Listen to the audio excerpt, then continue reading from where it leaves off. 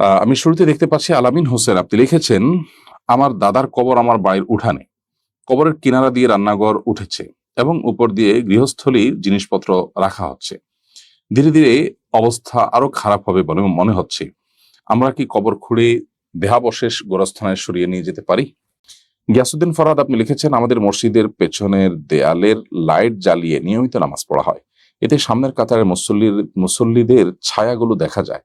ছায়ার কারণে কি নামাজের কোনো সমস্যা হবে? এরপরে প্রশ্ন হলো, নখ কামড়ানোর একটা বদভ্যাস আছে আমার, নামাজেও এমন হয়, এতে কি নামাজের সমস্যা হবে? এরপরে প্রশ্ন হলো, সকাল সন্ধ্যার দোয়া পড়ার সময় কখন থেকে কখন পর্যন্ত? চলুন তাহলে আর বিলম্ব না করে প্রশ্ন উত্তরের আলোকিত ভুবনে আমরা প্রবেশ করি। গিয়াসুদ্দিন ফরহাদ, আপনি লিখেছেন, আমাদের মসজিদের পেছনের দেয়ালের লাইট জ্বালিয়ে নিয়মিত নামাজ পড়া হয়। এতে সামনের কাতারের মুসল্লিদের ছায়াগুলো দেখা যায়। ছায়ার কারণে কি নামাজের কোনো সমস্যা হবে? ভাই গিয়াসুদ্দিন ফরহাদ, আপনার প্রশ্নের উত্তর হলো, মৌলিকভাবে তো সামনের কাতারের লাইট নিভিয়ে পেছনের কাতারের লাইট জ্বালিয়ে নামাজ পড়তে কোনো অসুবিধা নেই। বিশেষ করে ফজরের নামাজে বা অনেক সময় কিয়ামুল লাইলে মনোযোগ একটু বেশি যেন থাকে, সেজন্য সামনের লাইটগুলো বন্ধ করা হয়।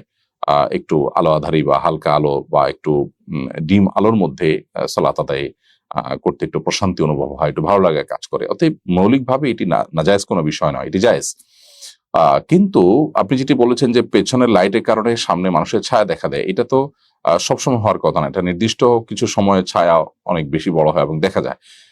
যেটাই হোক না কেন, যদি নামাজি ব্যক্তির ছায়া অনেক বেশি স্পষ্ট দেখা যায় কাতারে এবং সেটার কারণে নামাজিদের মনোযোগে ব্যাঘাত সৃষ্টি হয়, তাহলে সেক্ষেত্রে এটা অবশ্যই অ্যাভয়েড করতে হবে। কারণ নামাজে মনোযোগে ব্যাঘাত সৃষ্টি হতে পারে এমন কোনো কাজ করলে সেটি মাকরুহ হয়। ফলে এই বিষয়টি ভ্যারি করবে যে লাইট পেছনে জ্বালিয়ে রাখার কারণে মুসল্লিদের নামাজে কোনো অসুবিধা হয় কিনা। যদি অসুবিধা না হয় তাহলে সেক্ষেত্রে এখানে নামাজ পড়তে কোনো অসুবিধা নেই। আর যদি মনোযোগে অসুবিধা হয় ব্যাপকভাবে, তাহলে সেক্ষেত্রে এটার পরিবর্তন করতে হবে, অর্থাৎ যাতে করে ছায়া দেখা না যায় সে ব্যবস্থা গ্রহণ করতে হবে। এরপরে প্রশ্ন হলো, নখ কামড়ানোর একটা বদভ্যাস আছে আমার, নামাজেও এমন হয়, এতে কি নামাজের সমস্যা হবে? নামাজের মধ্যে নখ কামড়ানো এটা সন্দেহাতীতভাবে নামাজের যে হুদু আছে, নামাজের মধ্যে যে পরিমাণ আপনার ধীরস্থিরতার সাথে এবং কায়মনোবাক্যে সালাত আদায় করার কথা আছে, সেটার পরিপন্থী কাজ। অর্থাৎ নামাজের মধ্যে নির্দিষ্ট যে নড়াচড়াগুলো আছে, রুকু সিজদার জন্য যে পরিমাণ মুভমেন্টের প্রয়োজন হয়, এর বাইরে নামাজ বহির্ভূত মুভমেন্ট এটা নামাজের মধ্যে হওয়াটা কাম্য নয়। যেহেতু নখ কামড়ানো সেই রকম মুভমেন্টেরই অন্তর্ভুক্ত, অতএব এটা আপনার নামাজের মানকে নষ্ট করবে, নামাজের কোয়ালিটিকে একটু হলেও নষ্ট করবে এবং এটা মাকরুহ হবে।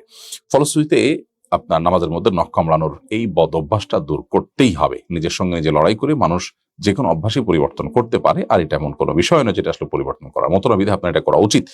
আর এর বাইরে নখ কামড়ানো এটা অপরিচ্ছন্ন একটা কাজ এবং এমন একটা কাজ যেটা অস্বাস্থ্যকর, বিধায় সেই কারণেও এটা থেকে আমাদের বিরত থাকা উচিত। অনেকে এই কাজটি করেন যে নখ কামড়ানো বা এমন কোনো কাজ করেন, আঙ্গুল ফুটানো, যেটা আসলে নামাজের মধ্যে নামাজ বহির্ভূত কাজ করার শামিল, যেটা নামাজের গাম্ভীর্যতাকে নষ্ট করে। ফলশ্রুতি এটা মাকরুহ হয়, নামাজের কোয়ালিটি নষ্ট হয়। আর যদি এত বেশি আপনি সেটাতে মনোযোগী হন যে আঙ্গুল ফুটানো বলেন, নখ কামড়ানো বলেন, এমন ভাবে আপনি এটা শুরু করেন যে আপনার মুড দেখে আপনি যে নামাজে এটা বোঝার কোনো উপায় থাকে না, তাহলে সেক্ষেত্রে এটা আমল কাসির হয়ে আপনার নামাজকে নষ্টও করে দিতে পারে। এই জন্য এরপর আপনার সতর্ক হওয়া দরকার। আমি শুরুতে দেখতে পাচ্ছি আলামিন হোসেন, আপনি লিখেছেন, আমার দাদার কবর আমার বাড়ির উঠানে। কবরের কিনারা দিয়ে রান্নাঘর উঠেছে এবং উপর দিয়ে গৃহস্থলীর জিনিসপত্র রাখা হচ্ছে। ধীরে ধীরে অবস্থা আরো খারাপ হবে বলে মনে হচ্ছে। আমরা কি কবর খুঁড়ে দেহাবশেষ গোরস্থানে সরিয়ে নিয়ে যেতে পারি? প্রিয় আলামিন ভাই, প্রথম কথা হলো যে কোনো ইমানদার তার কবর কবরস্থানে হওয়া উচিত। সিঙ্গেল কোনো কবরস্থানের বাইরে আলাদা করে খুব মায়া করে, অনেক সময় ভালোবাসার কারণে আমরা নিজের বাড়ির উঠোনে বা আশেপাশে এমন কোথাও দেই যেখানে আসলে অন্যান্য মুসলমানদের সাধারণত কবর দেওয়া হয় না, যার কারণে সেখানে কবরের যে আলাদা করে সম্মান এবং মর্যাদা রক্ষা করা দরকার, সেটা রাখাটা কঠিন হয়ে যায়। এটা একটা মৌলিক বিষয়, আমাদের সবসময় খেয়াল রাখা দরকার। দ্বিতীয়ত, আপনার মূল প্রশ্ন উত্তরে প্রবেশ করি, সেটা হলো আহ বাড়ির উঠোন হোক আর অন্য কোথাও হোক, যদি কোথাও কারোর কবর থাকে, তাহলে সেক্ষেত্রে মৌলিকভাবে মানুষ জীবিত অবস্থায় যেরকম মর্যাদা এবং সম্মান এর হকদার, মৃত্যুর পরও মানুষের লাশ বা দেহাবশেষ যেখানে থাকুক না কেন যে অবস্থা থাকুক না কেন, মাটির নিচে কবরস্থ করে রাখা হলে সেই কবরের জায়গাটা, সেখানেও সম্মান প্রদর্শন করতে হয়, বা সম্মান হানি হতে পারে এমন কোনো কাজ থেকে অন্তত বিরত থাকতে হয়। অতএব এই জন্য মৃত ব্যক্তির কবরের উপরে যেন ভাবে ঘর নির্মাণ করা, জিনিসপত্র রাখা, কবর হিসাবে সেটাকে যে আলাদা করে চিহ্নিত করে রাখা, যে মানুষ দেখে বুঝবে এটা কবর, সেখানে সালাম পেশ করবে, সেরকম চিহ্ন মুছে ফেলা, কিংবা সেটার উপরে র্যান্ডম অন্যান্য কাজকর্ম করা, জিনিসপত্র যেমন রাখা হচ্ছে আপনি যেমনটি বললেন, এটা অনুচিত কাজ। এটা কবরের প্রতি কিছুটা হলেও অসম্মানের শামিল। অতএব এটা থেকে আপনাদের বিরত থাকা দরকার।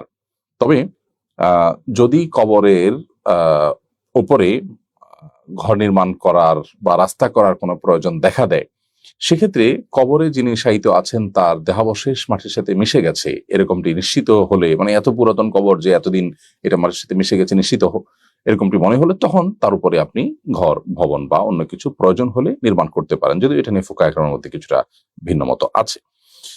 আর এরকম অজুহাতে, অর্থাৎ আপনি সেখানে জিনিসপত্র রাখছেন এবং কিছুটা অসম্মান হচ্ছে, শুধুমাত্র এটুকু অজুহাতে তার লাশকে, আপনি ধ্বংসাবশেষকে, কবরের লাশের অবশিষ্ট অংশ যেটাই আছে কবরে, সেটাকে কবরস্থানে নিয়ে আলাদা স্থানান্তর করবেন, সেটা আপনি করতে পারবেন না। হ্যাঁ, এটা করা যাবে তখনই যদি সেই জায়গাটা অন্য কারোর হয়, অর্থাৎ কবর দেওয়া হয়েছে যার উঠানে, তিনি আসলে অন্য কেউ, তার অনুমতি নেওয়া হয়নি কোনো কারণে, এখন তার দাবির ইস্যুটি চলে এসছে, এরকম হলে তখন সেখান থেকে আপনি লাশ হস্তান্তর করে কবরস্থানে দাফন করবেন। অর্থাৎ একজন মানুষ মারা যাওয়ার পর কবরস্থ করা হয়েছে, তাকে দাফন করা হয়েছে, এরপর ঠিক গ্রহণযোগ্য এবং যথাযোগ্য কারণ ছাড়া তার লাশ তুলে যেখানে সেখানে স্থানান্তর করা বা লাশ তোলাতুলি করা, এই বিষয়গুলো অনেকটা মুর্দার সাথে অবমাননাকর আচরণ।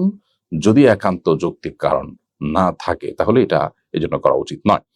অতএব এক্ষেত্রে যাতে করে কবরের সম্মান বা মৃত ব্যক্তির সম্মান এটা যেন রক্ষা হয়, সেদিকটা খেয়াল রাখা দরকার। যদি নিজেদেরই জায়গা এবং নিজেদেরই আত্মীয় স্বজনের কবর হয়, তাহলে এক্ষেত্রে দায়িত্বশীলতা আছে, সে দায়িত্বশীলতার দিকে ফোকাস করতে হবে। এরপরে প্রশ্ন হলো, সকাল সন্ধ্যার দোয়া পড়ার সময় কখন থেকে কখন পর্যন্ত? উত্তর হলো, সকাল সন্ধ্যার দোয়া পড়ার সময়টা বেশ ব্যাপক। আমরা অনেকে মনে করি ফজর বা মাগরিবের পরেই সকাল সন্ধ্যার দোয়া পড়তে হয়। মূলত এরকম কোনো বাধ্যবাধকতা নেই। তবে হ্যাঁ, কোনো দোয়া পড়ার বিষয়ে হাদিসে যে নির্দেশনা রয়েছে, সেখানে ফজরের নামাজের পরে বা সূর্য ডুবার পরে বা মাগরিবের পরে, সন্ধ্যার পরে এরকম কথা বলা হয়েছে। সেগুলোতে আমরা অবশ্যই সেই শব্দ লক্ষ্য করে আমল করব, যে শব্দে বিশেষ কোনো সময়কে আলাদা করে মিন করা হয়েছে। কিন্তু সকাল এবং সন্ধ্যা এই সময়ে যে সমস্ত দোয়া পাঠ করার কথা বলা হয়েছে, এবং এ সম্পর্কে আমাদের ছোট্ট একটা ছোটি বইও আছে, সেখানে সকাল সন্ধ্যা রাসূল আকরাম সাল্লাল্লাহু আলাইহি ওয়াসাল্লাম বর্ণিত দোয়া এবং জিকিরগুলোকে উল্লেখ করেছি আমরা। সেই সমস্ত দোয়াগুলো পড়ার জন্য সময়টা হলো যে ভোরে ফজরের ওয়াক্ত যখন শুরু হয় তখন থেকেই সকাল সন্ধ্যার দোয়া, সকালের দোয়াগুলো আপনি পড়তে পারেন, এবং এটা সূর্যোদয় পর্যন্ত পড়তে পারেন। এমনকি সূর্যোদয়ের পরে দ্বিপ্রহরের আগ পর্যন্ত এগুলো পড়া যায়। সূর্য উদয়ের আগ পর্যন্ত পড়লে ভালো, কিন্তু দ্বিপ্রহরের আগ পর্যন্ত এই পুরো সময়টাই দিনের প্রথম অংশটা, দিনের প্রথম অর্ধটা, এটাকে সবাহ বা বুকরার মধ্যে শামিল করা যায়, যার কারণে এই সময়ের মধ্যে পড়লে আদায় হয়ে যাবে। আর সন্ধ্যার যে দোয়াগুলো বা বিকালের যে দোয়াগুলো, সেগুলোর পড়ার উত্তম সময় হলো আসরের পর থেকে নিয়ে সূর্যাস্ত পর্যন্ত, বা মাগরিবের পরেও পড়তে পারেন।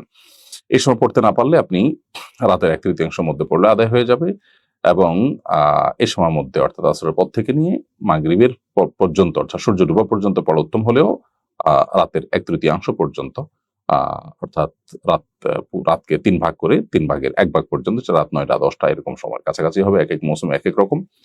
এই সময়ের মধ্যে সন্ধ্যার দোয়া পড়লেও আদায় হয়ে যাবে ইনশাআল্লাহ তাআলা। কারণ আসইলা শব্দের অর্থ সকাল এবং সন্ধ্যাকে বোঝানোর জন্য কোরআনে কারিমে যে সময় তাসবিহ আল্লাহ তাআলা আমাদেরকে নিবেদন করার নির্দেশ করেছেন, সেটা আসলে নির্দিষ্ট কোনো আপনার ছোট্ট কোনো সময়, যেমন সূর্য ডুবার সময়টা, এরকম কোনো সময়টাকেই মিন করে না, বরং এর চাইতে বড় এবং ব্যাপক সময়কে বোঝায়। অতএব এই সময়ের মধ্যেই আপনি সকাল সন্ধ্যা দোয়া পাঠ করতে পারেন।